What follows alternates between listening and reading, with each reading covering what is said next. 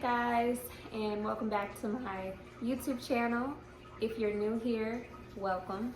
If you are returning, welcome back. And y'all already know, I pray that this video finds you in a safe space. I hope you're feeling incredibly amazing. So in today's video, I actually want to talk about my home birth. My unmedicated natural home birth. And I have my mama here because y'all, she was rocking with me. She was there with me every step of the way. And I would not have been able to do it without her. So my mother and I will just casually talk about the experience, what we expected, what the reality of the birth was, and everything. One of the first questions that I was asked was, why did you choose to have a home birth? Even mama, even you. Man.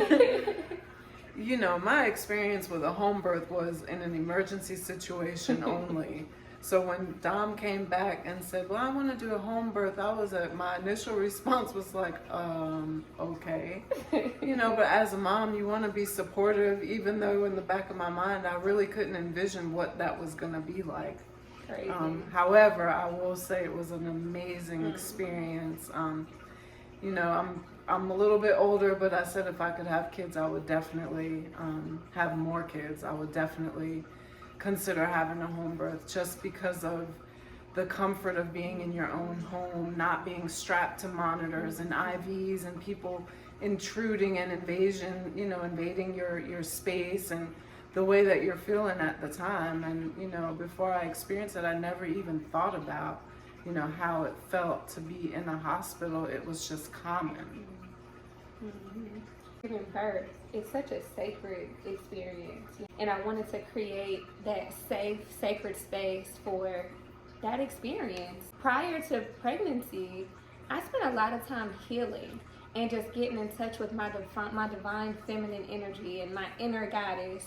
So when I found out I was pregnant, I didn't have another choice but to go the natural route and embrace, you know, and exercise my power as a woman.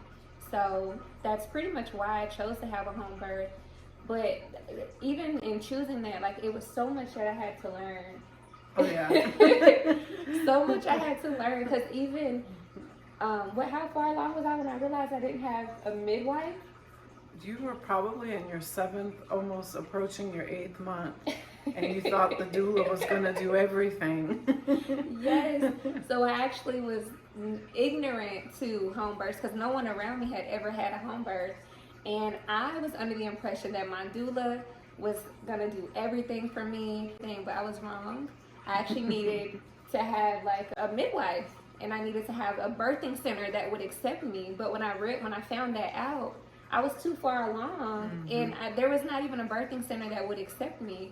So I panicked a little bit.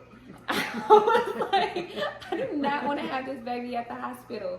So, man, everything is in divine alignment. It actually worked right out, because where I was receiving prenatal care, the midwife there recommended Karina, who was my midwife, and she was only 10 minutes away from where I live, and she was available.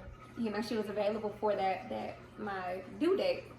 So it worked out perfectly, but it was just little things I wish I would have known first, because insurance does not cover natural births, home births.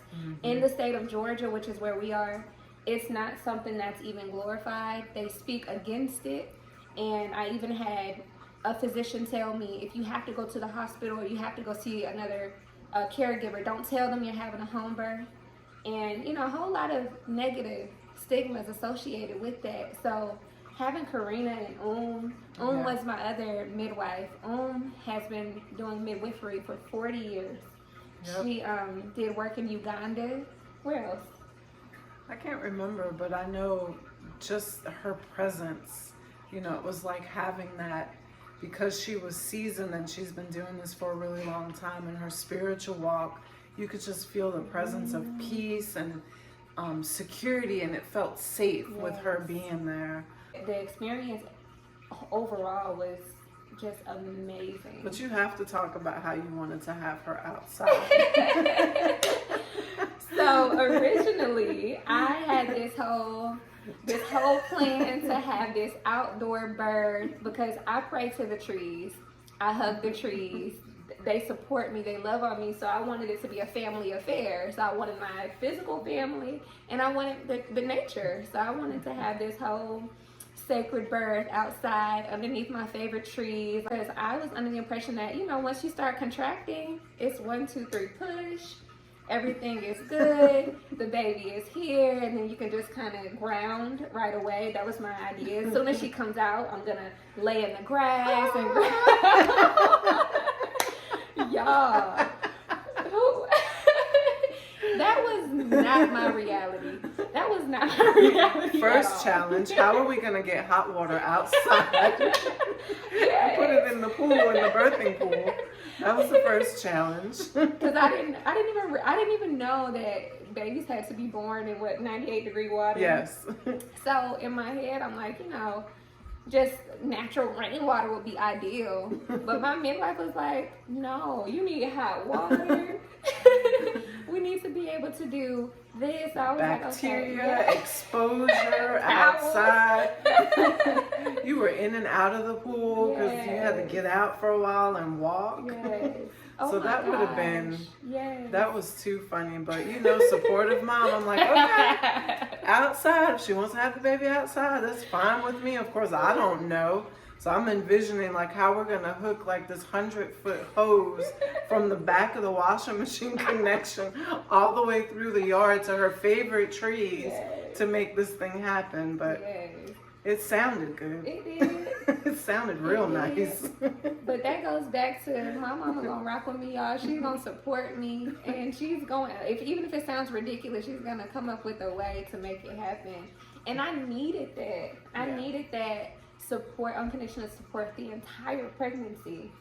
And that experience, just carrying my baby and having you by my side, it's something that I am so grateful for because I had no clue that.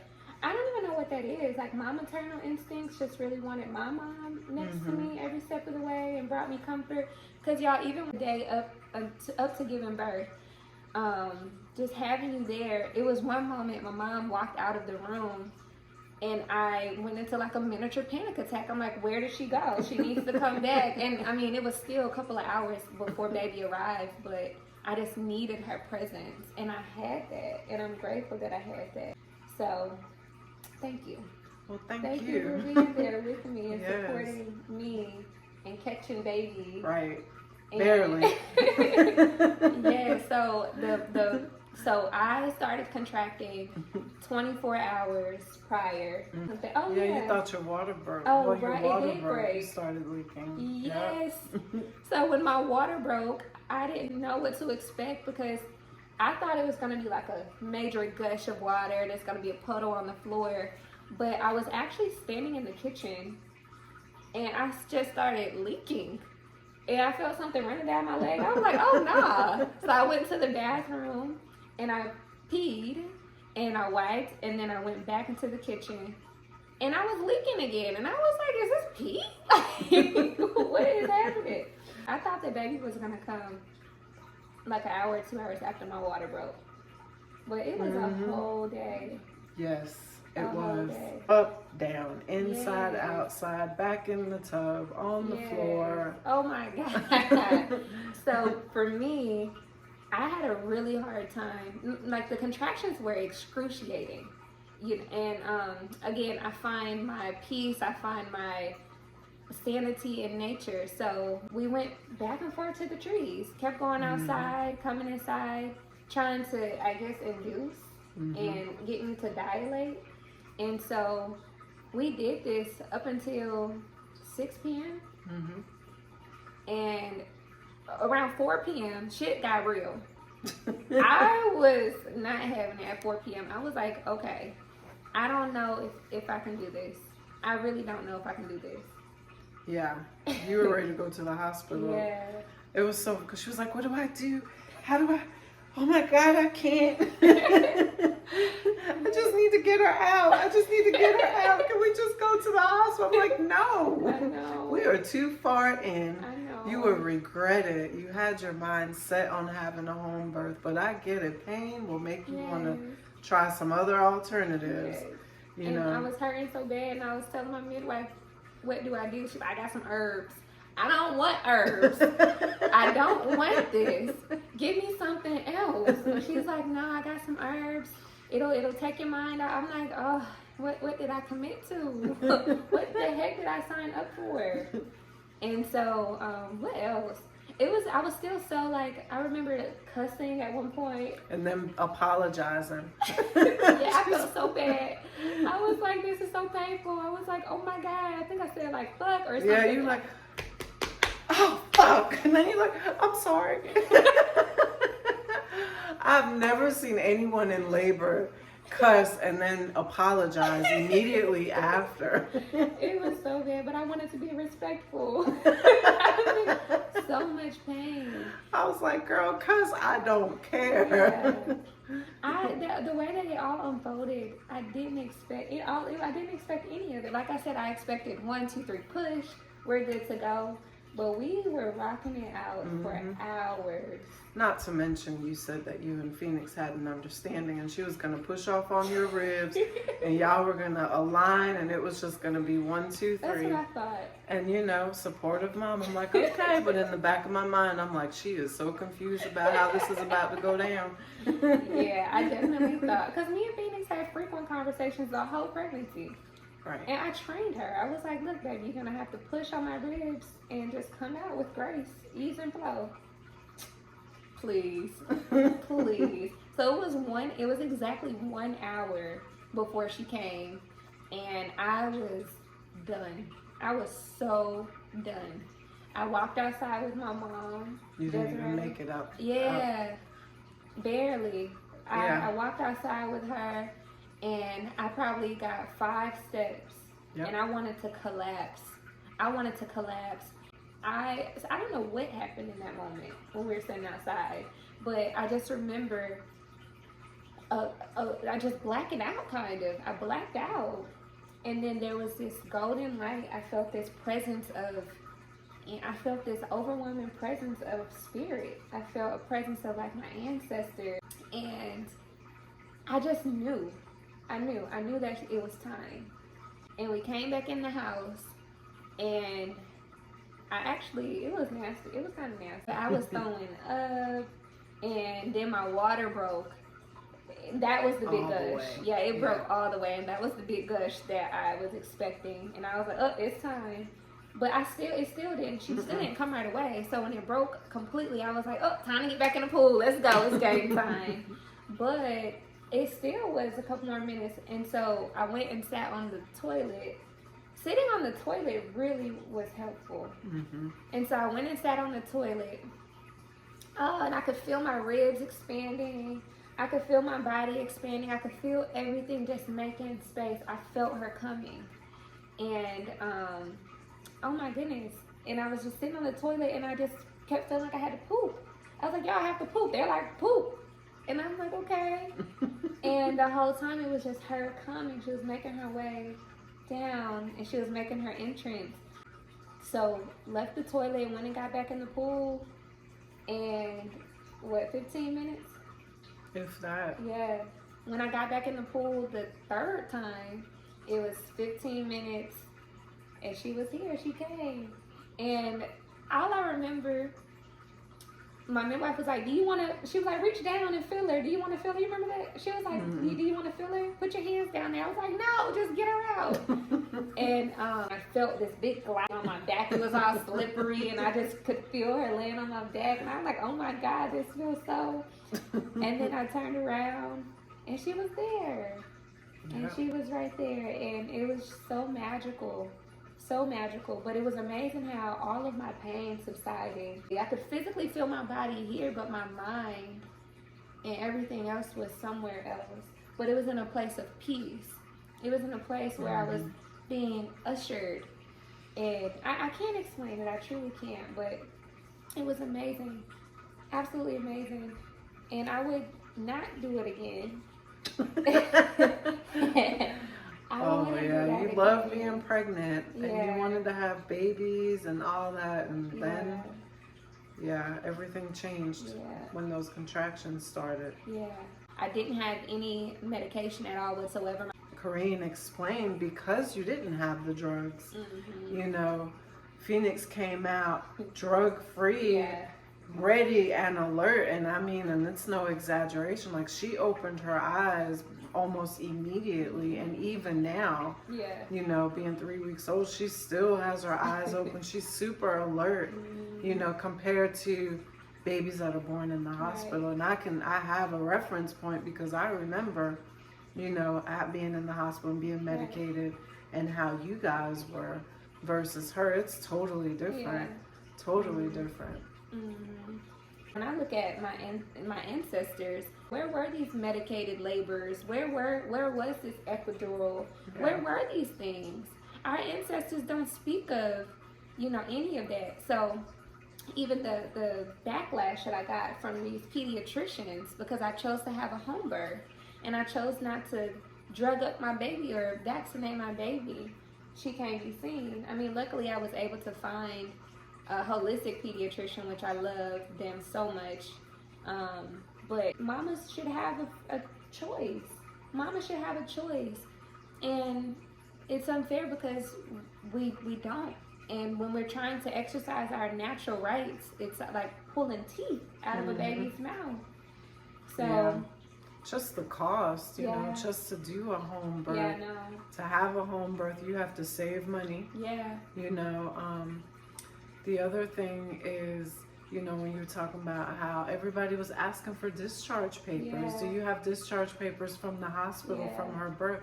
No, we don't. There are no discharge papers. It was like I was speaking a foreign language. So you know, the home birth is abnormal, and having a baby in the hospital is what's normal. But it comes from not knowing, you know, and people have their own choices, and they can choose whichever. But I will say, had I been educated and know what I know now, I wouldn't have chose to have a baby in the hospital. I wouldn't have chose. And they tell you we're going to schedule your labor on this day. We're going to induce you on that's not really the natural flow of how the Creator made it. The baby's supposed to come when it's time. You know, not when they feel they check their schedule and the doctor has an availability at 2 in the afternoon. You know, that's not, you know, and the C-sections, you know, we even found out about the C-sections, like, that's where the money is, you know, so they're real quick to cut, and it's quicker, you know, so you're in and out. The doctor's not spending a whole lot of time, you know, because once they've cut you, the nurses do the rest. You know, they're not really doing anything. They're just basically signing the paperwork. And even with the C-section, they make it seem like once you have one, you have to have it. Oh yeah, absolutely. That was that's the lie they told me. Yeah, it's not right. You know? It's not right. So I was really denied an opportunity to experience a natural birth based on what the doctor said. And because I didn't know, and fear, you know, well, you've had one and your uterus can do this or that, and the scar tissue, and, you know, all these things. So they made me believe that having a natural birth would be life-threatening for me. That's so crazy. That's crazy. And then every doctor said the same thing. So, you know, if you don't know, you don't know. So you trust that they're telling you the truth. Yeah, that's extremely unfair. So, I mean, and my heart goes out. Because, like my mom was saying, it's you got to save for a home birth, too, because insurance doesn't cover it. So, for me, and like I mentioned earlier in this video, I had paid a doula, not realizing that I need a midwife.